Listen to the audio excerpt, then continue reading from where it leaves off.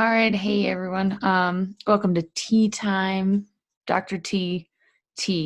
Um, Today I am enjoying Good Earth sweet and spicy.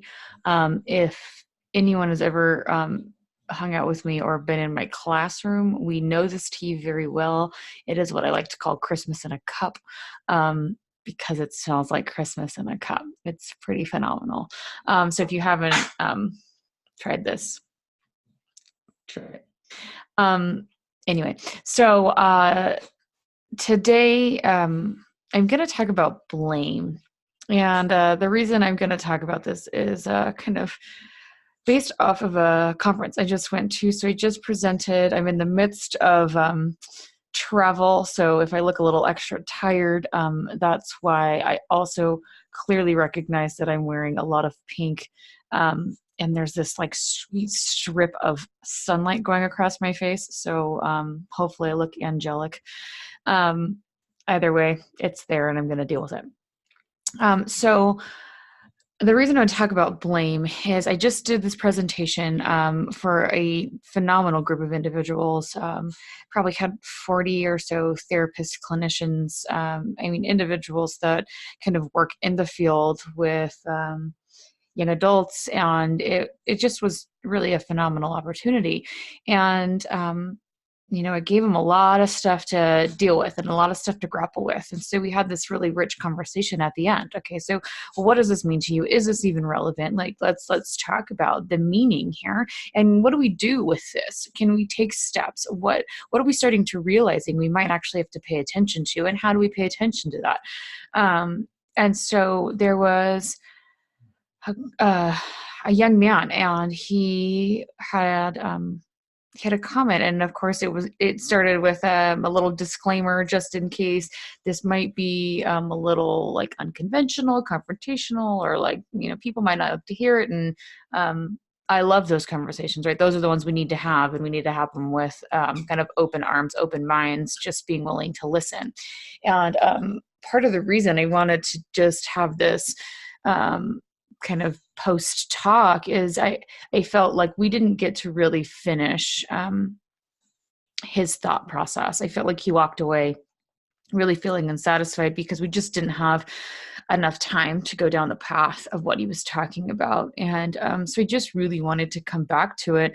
I'm not going to assume that he'll ever see this, but what he's saying and kind of what he's leading this into is something that I think we need to have a conversation around. So we were just kind of talking, of course, about ourselves as leaders and what can we do with this information and all this stuff. And so his conversation was, we spend so much time and energy ourselves doing this amazing work. And there's just not enough energy and not enough resources, not enough funding, anything going into the prevention aspect, not enough energy there. And that was kind of almost how I started most of this. And I told them we really need to start talking about what came out of my research, these pieces, because if we don't address them, we don't talk about systemic issues and conditions that perpetuate kind of this arena around substance use, especially in our youth. We're going to have all of our kids end up in boarding schools or therapeutic schools or in young adult transition programs. That's just what's going to end up happening because we're just kind of continuing a system that sends them there. And so we really need to talk about, well, how do we do things to really get them so that they don't end up there? And not to debunk any work they're doing. They're doing incredible work. But he was saying the same thing on his point was came to parenting. He's a foster parent, and to be a foster parent, to be an adoptive parent, the amount of kind of rules and regulations, the amount of kind of tyranny you're going to go through, right? They look through everything. They look through all of your public records, see if you have a record, right? They look at your financial statements. They look at everything, your family history, your attachment, your issues, like what, and they really try to make sure you're equipped to be a parent. Obviously, that's not how it is for any parent, right? Anybody can just decide that they're going to be a parent and, go take care of that this afternoon. But he was just talking about this fact that we really have to figure out, like, how do we, kind of make sure that parents are equipped to have healthy attachments, to raise their youth with resiliency and autonomy and agency and all of these pieces. And you could just see this real frustration coming kind of from his own experience. And and really all we had time to say was, that's kind of why we're having this conversation. And I will say that I have a ton of energy, right, kind of put into this prevention piece. But to think about it, right, I've heard this actually quite a bit, and then someone made a joke actually about, like, why don't we have, like, almost like a driver's test for parents, right? You have to kind of go through this trial period before you can even become a parent. I mean, obviously, how rational and reasonable is that? Uh, and it was a joke and everybody just kind of giggled, but I've heard people truly think this, right? We really need to make sure we test parents, right? Make sure people are fully equipped to be a parent. And if they're not, then or deemed not able to be a parent, then, and the first question I really wanted to ask was, if we were to think about our own parents, everybody in the room, there's probably 40, 45 people in this room, right? And that I'm talking to. And if we were to think about our own parents, how many of us had parents that probably would have been deemed unworthy to be a parent, right? Now, if that happened, right, we went through this process of, you're not worthy of being a parent, so you're not allowed to have children, right? We sterilize you, or however that they thought about going about this. I'm not sure, right? And you can see how bad this ends up getting, or could get. And here's what happens. Everybody in that room doesn't exist, right? I wouldn't be here. So there are so many individuals who are coming from parents that, may not be considered equipped to be a parent, but the individual that comes from that situation has shown up in this world for a reason, right? And is doing incredible things because of their story and their process and their life. And so it's like, well, we can't start doing that, right? And that's really a lot of the narrative right now, is we have to find places to kind of put some blame, right? We need someone to take accountability for this. And the other piece that I was also thinking is, parents, of course, have a huge piece in these youth lives, because we start talking about attachment theories, right? And if we start talking attachment theories and kind of these, how do I interact with any social relationship? Do I have any worth? Do I trust the world? I mean, this is all coming from ultimately, right, in utero, first 2 years of life. I mean, we go into developmental psychology and all of these pieces. And we know that family systems play a huge role in our development. We very much understand this. But it's not just family systems, right? Because in the narratives of the youth that I studied and I've researched and worked with, I mean, maybe family life wasn't awesome or wasn't what it needed to be, right? It wasn't all like, oh my gosh, they're being abused and everything else. There was that, absolutely, but it wasn't always that. But throughout their whole life, their trajectory, there were other times when this happened or was reinforced, or where impact could have been made. And this could have been in a school, with a teacher, with a coach, with a counselor, with a therapist. And so there are so many people playing roles, reinforcing this kind of, at the end of the day, feeling of, no worth, no value. And ultimately really reinforcing this disconnection from the true self, and which leads to some dependence, always as an adaptation and a survival mechanism. But we can't just point at one group and blame, right? We can't just say, all right, it is your fault. And the only reason we do that is it makes us feel better that it's someone's fault and we can attack them because we ultimately feel powerless or hopeless in this situation. We need to have someone that can kind of take it on. I mean, if we think of currently, right, the opioid epidemic, we have this like everybody's pointing fingers at big pharma. It's your fault. It's your fault. It's your fault because you're over medicating, and I'm not saying these things aren't happening. Okay. But at the end of the day, we have to stop blaming and we all have to start recognizing our own role, right? We have to accept our own personal responsibility. If we as adults, as the leaders of this country, as the leaders of this world, are sitting and trying to figure out who we're going to blame and point fingers, what do you think youth are going to pick up?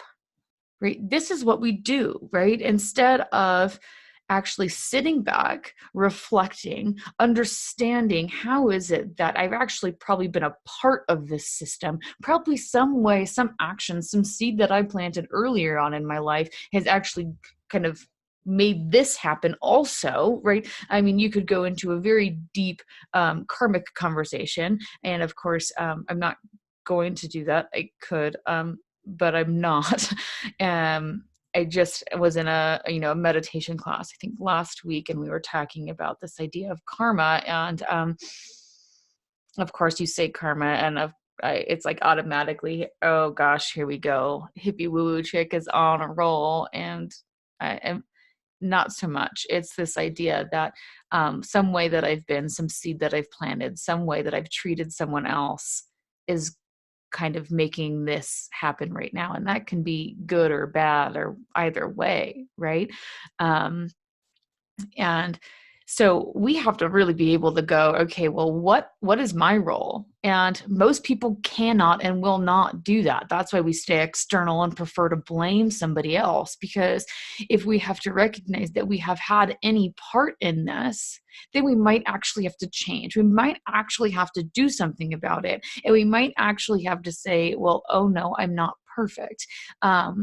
And there's absolutely nothing wrong with that, but we have a deep fear against doing this.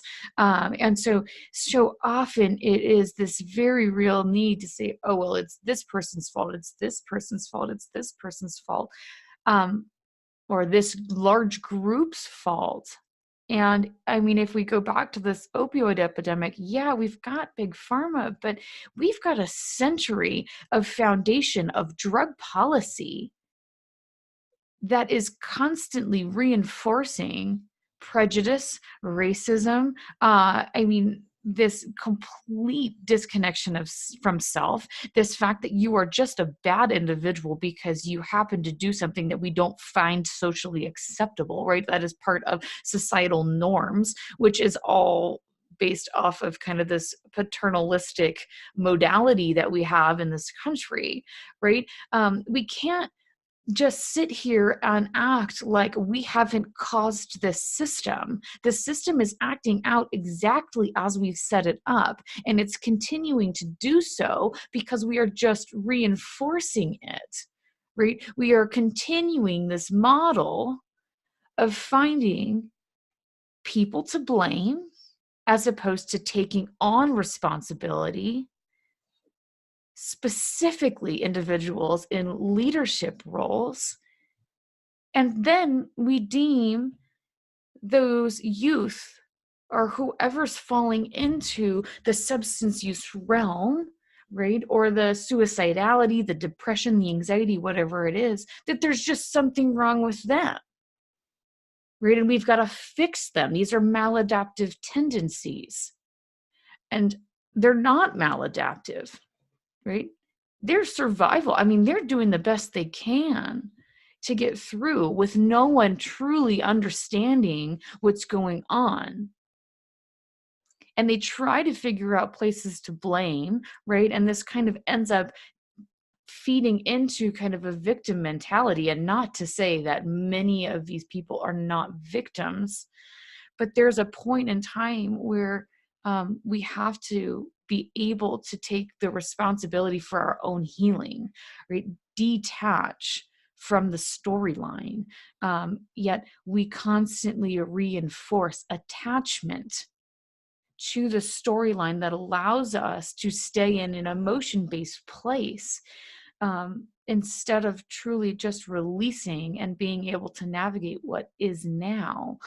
And so this conversation can get incredibly complicated, and it is kind of much larger than just this small piece.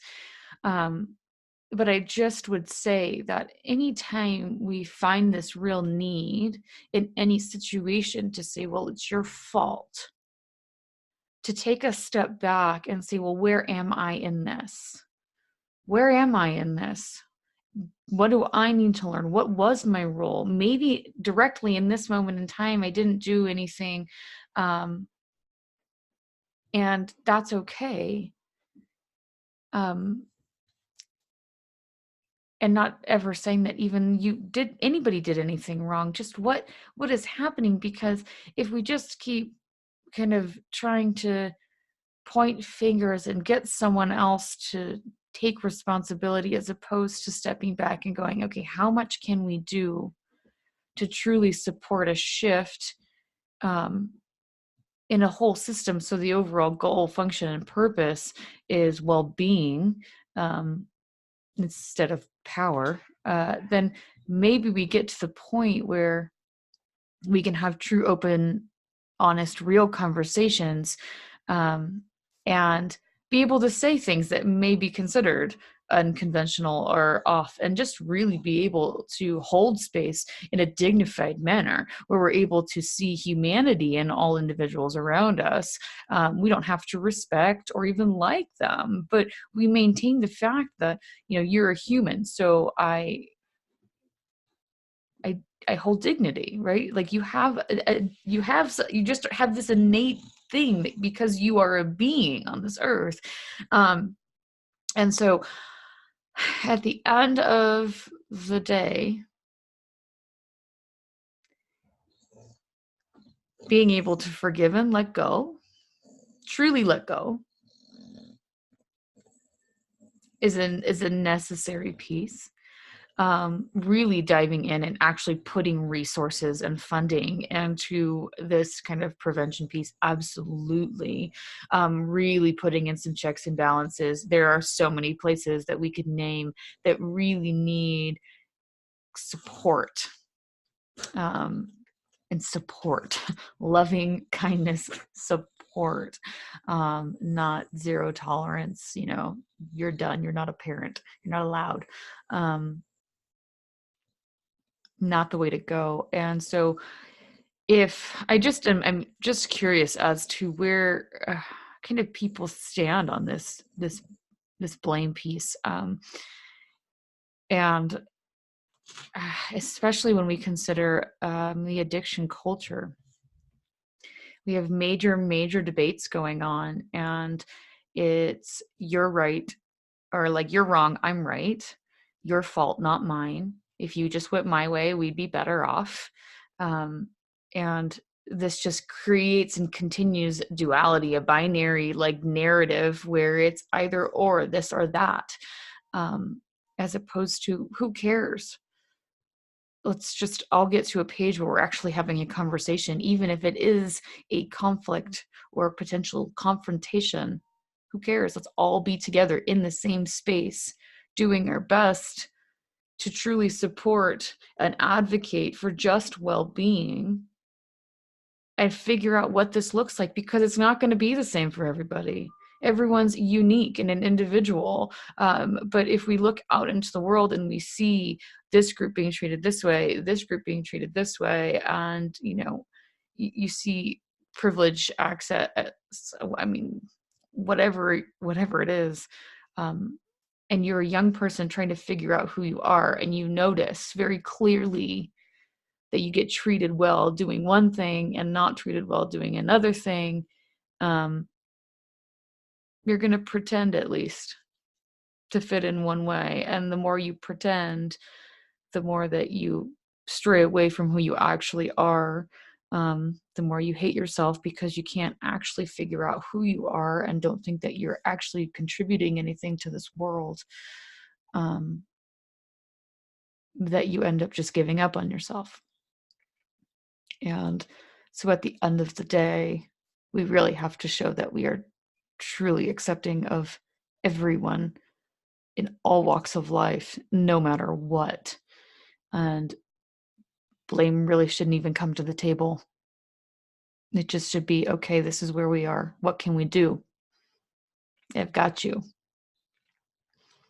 Anyway, I hope to hear from you. I hope any of this made any sense. Again, very small amounts of sleep, and I'm leaving soon again. Um, I hope to hear, and I hope you all are very well, and I really hope you try this tea. Okay, peace.